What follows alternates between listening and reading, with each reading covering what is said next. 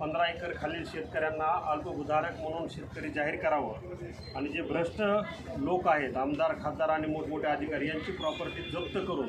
ही गोरगरिबांना सवलती देण्यात यावा आणि गांभीर्याचा विषय म्हणून एक निवडणूक काळामध्ये जी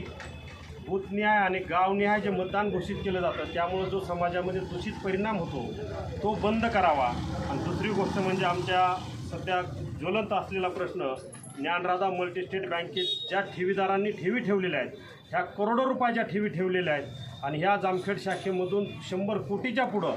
ही ठेवी ठेवलेल्या आहेत आणि ही पैसे गेली 10 महिने झाला आम्हाला मिळत नाहीत। त्यामुळं या ज्ञानराधाच्या सर्व संचालकांच्या यांच्या असलेल्या सर्व कंपन्या या मालमत्तेचा निलाव करून जप्त करून या ठेवीदारांच्या ठेवी लवकरात लवकर द्याव्यात, कारण की एवढ्या गोरगरिबांच्या अडीअडचणीत आज कुणी दवाखान्यासाठी, कुणी मुलांच्या शिक्षणासाठी हा पैसा गोळा करून सरकारने त्याला मान्यता दिल्यामुळं या बँकेमध्ये हा ठेवी ठेवलेल्या आहेत। जर सरकारने अशा बेकायदेशीर असलेल्या बँकेवर जर सरकारचा वचक असता तर एवढी मोठी दुर्घटना घडली नसती। याला सरकार जबाबदार आहे, म्हणून सरकारने तात्काळ याविषयी आमच्या तीव्र भावना लक्षात घेऊन प्रशासनाने वरती कळवाव्यात,